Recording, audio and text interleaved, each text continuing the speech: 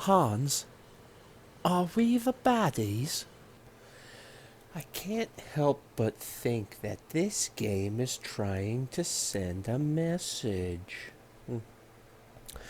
Well, spending several $100s on a flash cart that is basically just a slightly less functional, glorified Mega SD will kind of make you go back on whatever uh, useless promises that you made, saying that you'd never play a game again for your YouTube channel on an original console. So yeah, that's what I did. This is Crusader of Centy on Sega Genesis. I played it on a Model 2 Sega Genesis using a Mega EverDrive Pro used that I got off of eBay because God bless Cricks and everything, but I didn't want to wait a month and a half for it to get here through a war zone, so I decided to buy it from a more local place. So with that out of the way, yeah, no, this is one of the very few adventure RPG games that exist for the console. Sega was never too high on the role-playing genre, much to their detriment. Didn't necessarily realize that RPGs would go nuclear during the mid to late 90s and have been going strong that way ever since. So this is both remarkable and outstanding in that vein. So other than that, yeah, it's got a nice little opening cutscene here.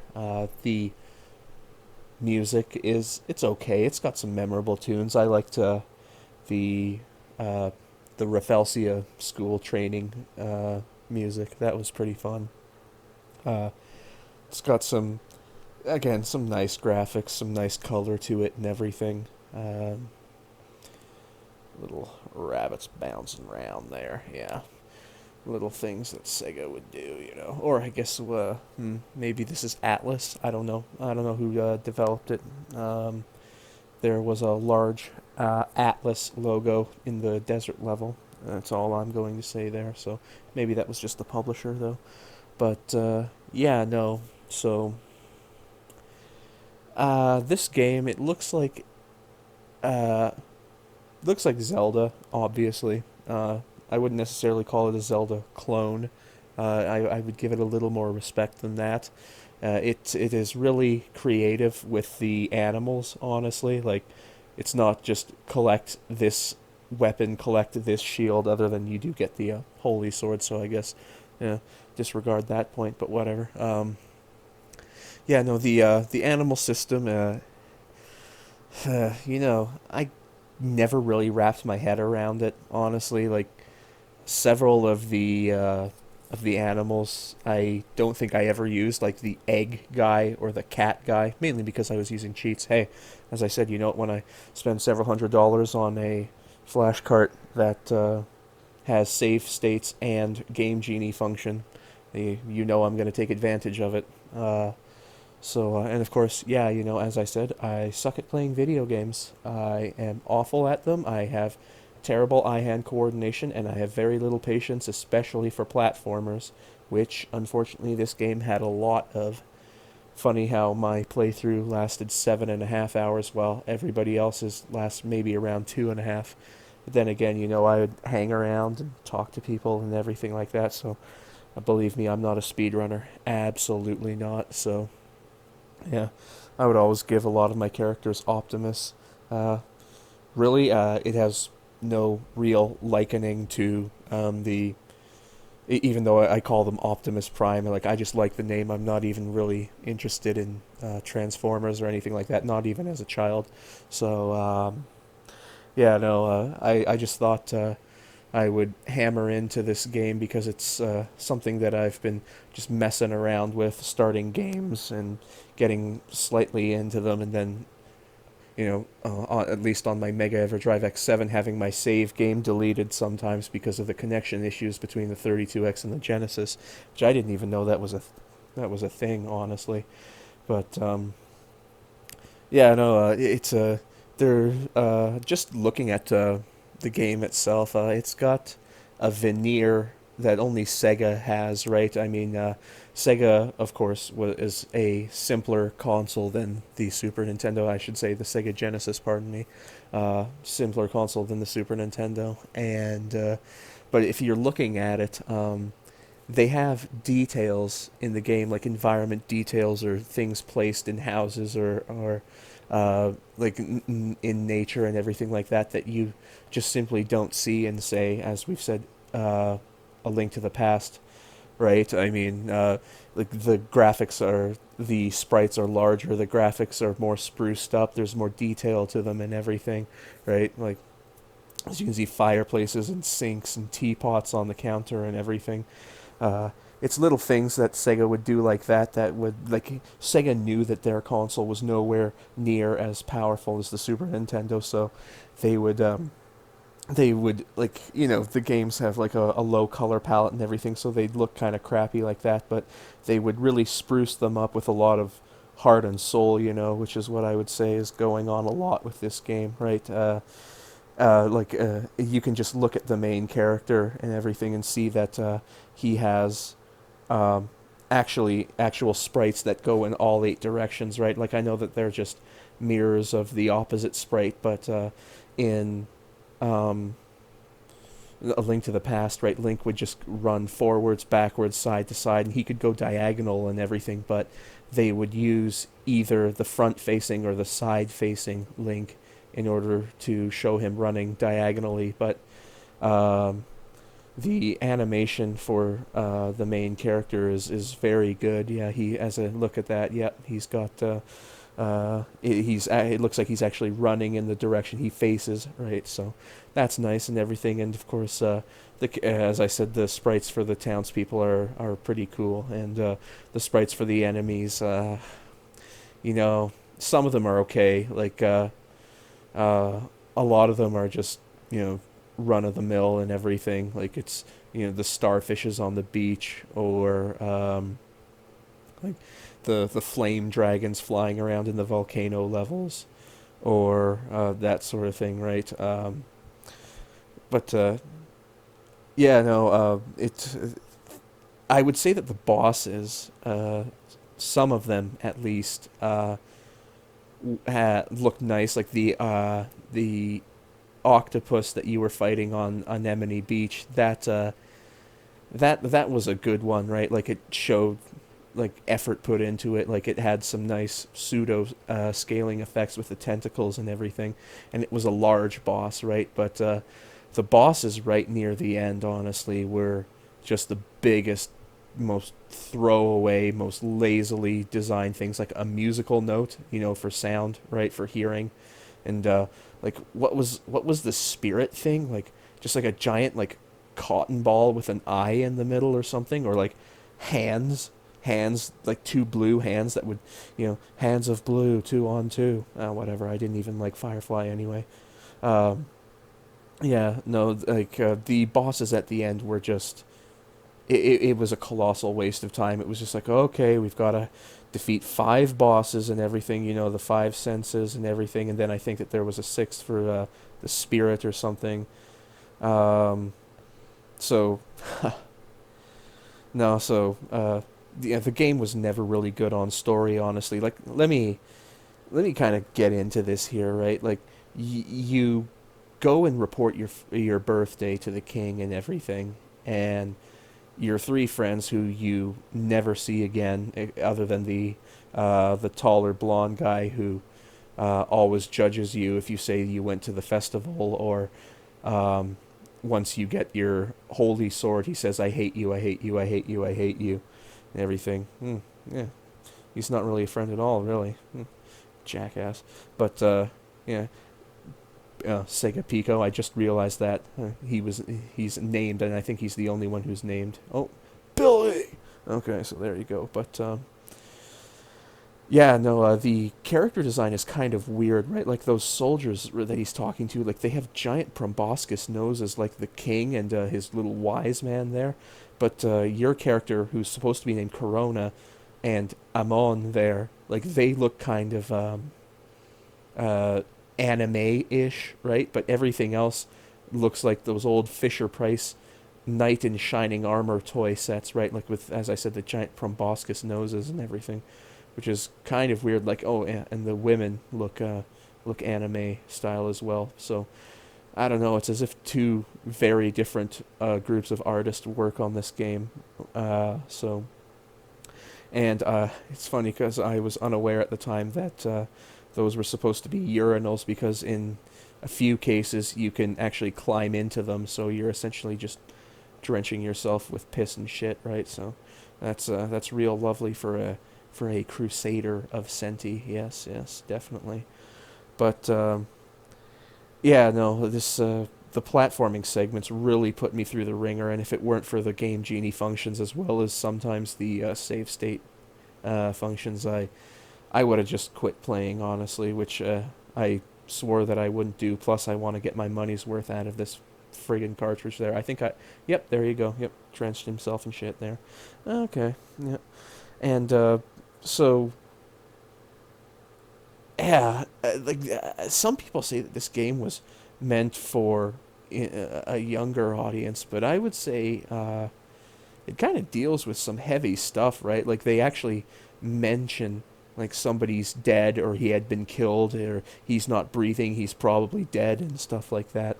So it's yeah, no, I would not say that it is meant for like I wouldn't say that this is a an E for everyone. I would say that it's more like an E10 plus at very least, right? It's not like it's not near teen or anything like that, but an E10 plus is what I would say, right?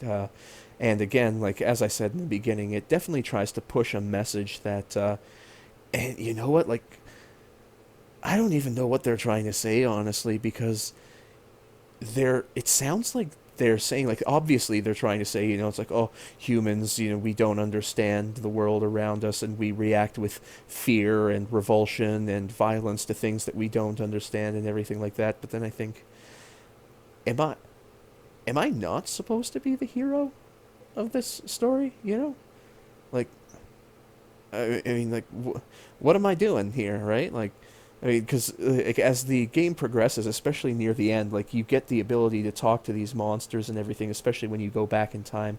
It's sort of like a callback to the dark world of Link to the Past. But so and then they say, oh, we never wanted to hurt anybody. We just got pulled through a dimensional gate from the underworld and stuff like that. And we didn't know where we were and everything. And all these humans, they didn't know who we were and couldn't communicate with us. And then they just started attacking and killing us and everything. So we fought back out of fear and desperation for our own lives and everything. And it's like, they're kind of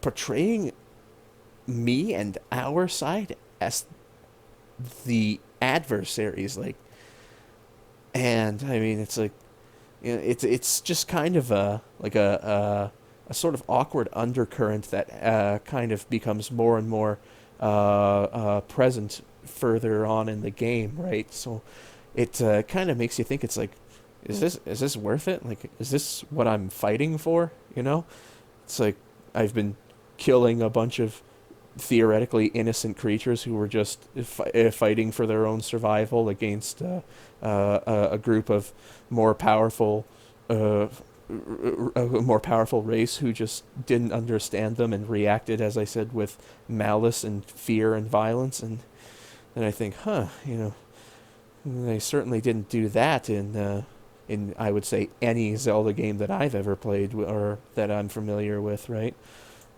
So yeah, that was kind of interesting there. Not necessarily sure if kind of reminds me of my playthrough of Dragon Slayer: The Legend of Heroes. Mankind has always been the poison.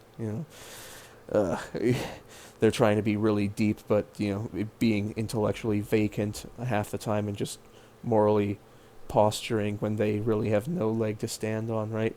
Because I mean, things just kind of come out of the blue in this game, right? Like, I think that I got every single animal, though I certainly didn't use every single animal. In fact, certain animals like the cheetah and I believe the lion, are used pretty much like 90% more than any other creature. Like I never used the little egg guy and I never used the little cat guy. I just basically got them for as much completeness sake as I felt like getting.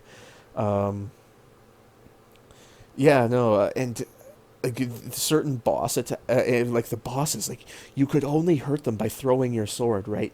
And that's such a pain in the ass. It was such a pain in the ass because you would have to charge it up and everything, and then if you got hit or like it would knock you back and then it would throw you off aim and then you wouldn't hit the boss and everything and then you had to charge up and everything. Like let me tell you, the in the floating kingdom palace, wherever it was, that sword and shield wielding dragon, my god, that almost made me give up on the game, right? I was just like, holy fuck, just go through with it, just get it over with, you're invincible, you're not gonna lose all your hearts by being knocked off the platform and everything like that. No, that really sucked, right? And again, it's like that thing where like I would be honest with you, like sometimes I had to go to other people's playthroughs just to figure out what the hell is going on, right? Like I'd read walkthroughs and watch other playthroughs just to see exactly what the hell is going on, right? Because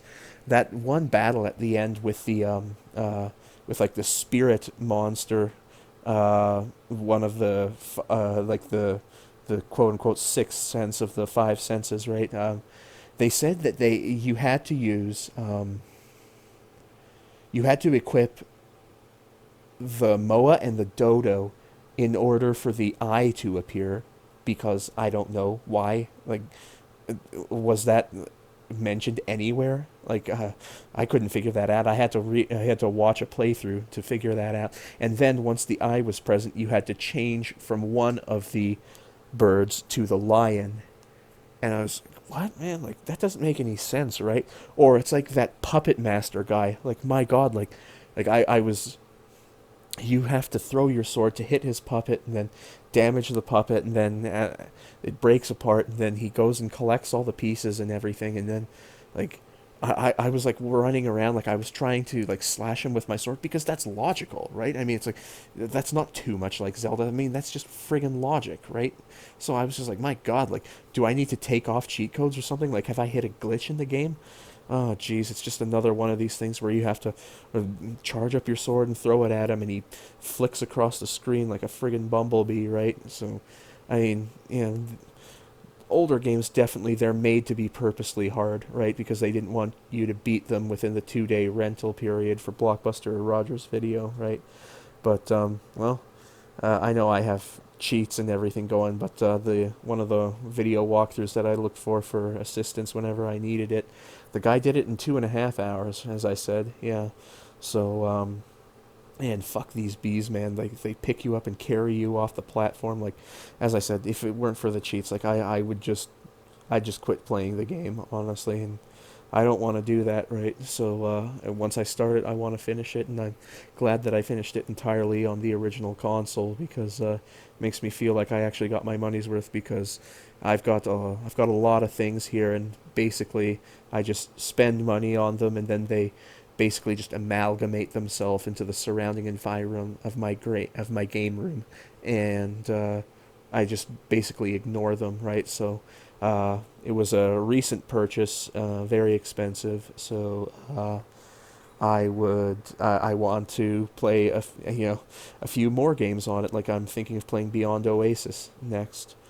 Of course, cheated to shit, because that's how I roll, I make, if the game is too hard or too boring to be fun, I make it fun.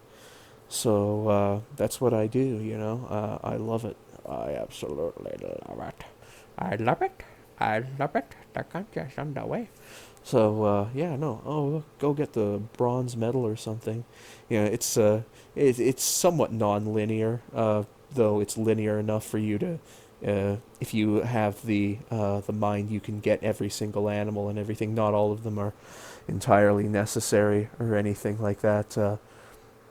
And yeah, it's kind of stripped down, but you know what? I will give this game credit for not being too long, honestly. Like, I know that mine was 5 hours longer in terms of playtime than compared to a lot of other people's, but as I said, it's like 30 hours, I would say, is a good role playing game, like a Japanese console style role playing game. Uh, so Grandia, as I said, was a little too long. This one, I would say, this one was a nice one. It was a short and sweet adventure.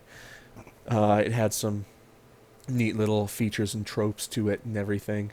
Uh, I certainly didn't get all of the golden apples in lieu of hearts, and of course I had an infinite money cheat going, and it's just funny, honestly, like how a lot of the platforming is basically just busy work, like what I'm doing now, like chopping open boxes and everything. And it's not just to get items, like in order to like proceed through a narrow passageway, sometimes there are like mounds of dirt or rock and stuff like that, like where you wouldn't necessarily expect that a sword would work on it, you know?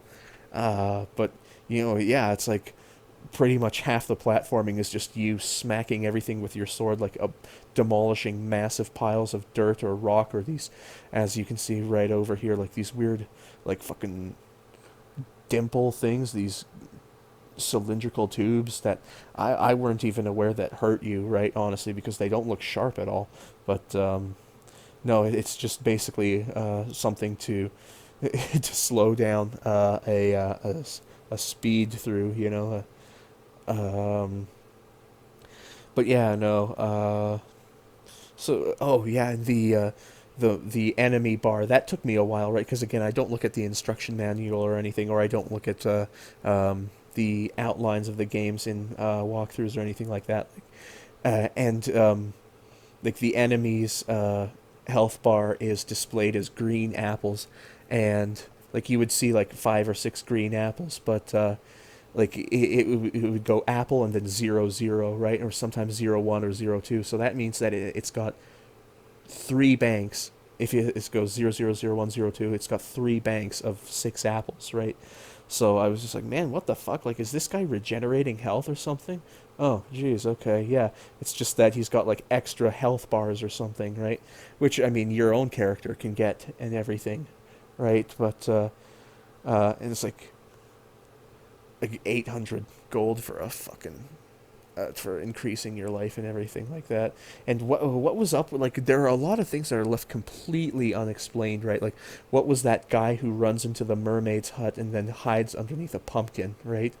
Like, what is that? Like, what? Really? Like, I thought that maybe like he would have something to do, or like you walk up to him and talk to him and it's just a bunch of ellipses, right? That was kind of weird. And the this character Amon, like, what is his purpose? Like, what's going on with him?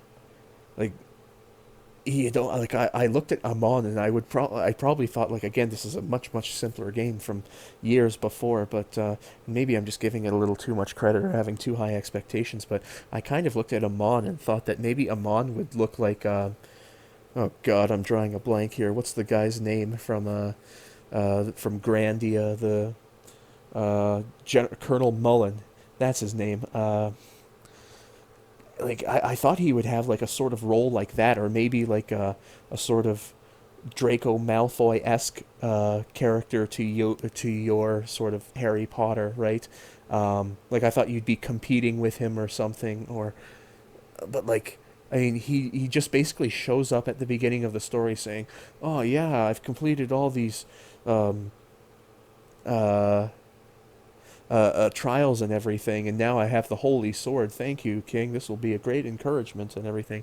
And then he just disappears for like 60% of the game until you see him again in this one monster forest where you get transformed into a monster and he's running after monsters and everything like that. And then later on you see him in the ice temple or the ice castle or whatever, and he's frozen. So you uh, you defrost him, and he just walks into a wall and then stands there for an infinite period of time. And I think, like, what? Like, what's going on with a lot of the stuff that's happening in this game, right? Like, and then, like, I thought with the whole time travel aspect, like, maybe Amon was, like, it was like you, like from some kind of like interdimensional past future mix up kind of thing, right? Because like you'd go back in time, and like since you were back in time, uh, like maybe like Amon would be like your grown up self or something. Like I don't know, honestly. Uh, like they say, oh, Amon is leaving. Oh, he's going to be a great hero and everything, but he just disappears from the entire story, and there doesn't really seem to be like a main antagonist in this game either. Right? Like this game is really, really loose. It's not cohesive in any way, shape, or form. Right? Like you have characters that are introduced and somewhat fleshed out, and then they just disappear, and then it's like at the end of the game, uh, Amon, like, and this isn't like discussed just through regular game dialogue, right? I mean, you'd have to go looking in the jail, and then there's Amon in jail, and they're just like, oh, this guy came from like the wrong time or something, and I'm just like, so he's just endlessly imprisoned for all eternity until he dies or something. It's like that's I don't know, that's depressing for the guy. I mean, it's like he wasn't fleshed out enough. Like it's not like he did anything super cruel. Like he just chased after monsters in the forest, and that's pretty much the extent of everything he did. And now the guy's just basically a ranting, raving lunatic in a universe that isn't his own. You know, I couldn't imagine a worse fate. God. And yeah, no, as I said, there's no real antagonist in this game. Like you think that Mother Monster again, uh, a an entity that just comes right out of the blue, like like near 90% of the game is finished, and then there's Mother Monster and everything like that, and then you have her horn because that's a thing, right? Like what? Honestly, like I don't know, and I remember seeing some weird like text structure and stuff like that. Like when you talk to the rabbit, when you learn how to jump and everything, like there's like a really long like section of spaces, and then like trusted, I think like the T is on one line and the rest of trusted is on the other line and everything. So it wasn't really well proofread and everything, and like the the like when you see Amon chasing the monsters and everything, like you go into this hollowed out tree where the monsters live and everything, and you see Amon there, or sorry, not Amon, but the monster family or whatever, and like I thought that half the time the head the big monster, whatever, the mother, the father, or whatever, I don't want to confuse it with Mother Monster because it's not the same thing, but like half the time it spoke in sort of like yokel broken English, and then half the time it would speak in normal articulate English. So like, yeah, I mean, again, like Sega just they couldn't do role playing games very well at all, right? Like the Phantasy Star series, like it can't hold a candle to Final Fantasy. I played through what is it? Skies of Arcadia, which was that was a good game and everything, right? Like I don't really have any complaints about it. I did a ramble on that too, but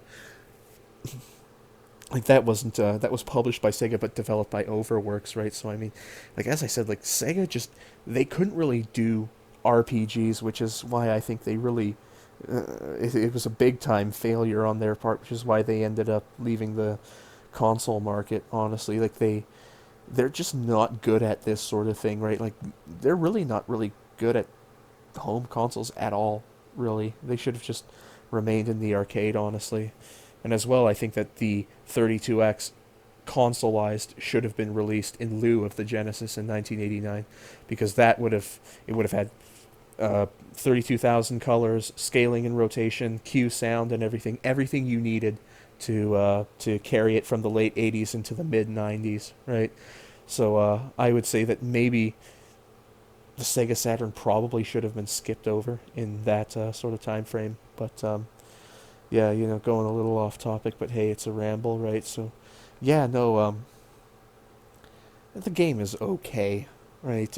It's average. I would give it a C. There's nothing really worth writing home about other than it's remarkable and outstanding that it's one of the only RPG action adventure titles for the Sega Genesis. So But yeah, no.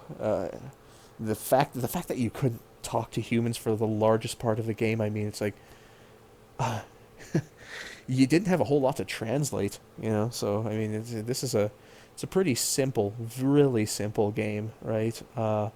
Which I think it worked more towards its detriment than anything else because it didn't like nobody could tell you a story, right?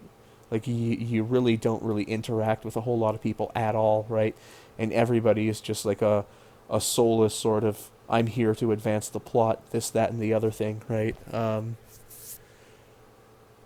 Yeah, no, so it's it's okay. I don't regret playing through and beating it. I'm glad that it's over. And now that I have my whole playthrough recorded, I never need to worry about it again. And there's the guy who hides as the pumpkin. Yep. And ellipses. So I guess on that note, it's time to end this. I don't need to talk for another hour or for another half hour like I did for the other one, because you heard from me just last month. So uh, I, for the most part, enjoyed it. That's why I give it a C. And if you feel like playing it, then give it a shot. Get ready for a lot of whitened knuckle anger sessions, but maybe you have more patience than I do, and God bless you for that. So thanks for listening. I'll see you next time. Who knows what other game I'll play? As I said, maybe Beyond Oasis. Probably relax over the weekend, or who knows, right? So I guess I'll see the nobody who watches my videos then. All right. Peace. Skwatter out.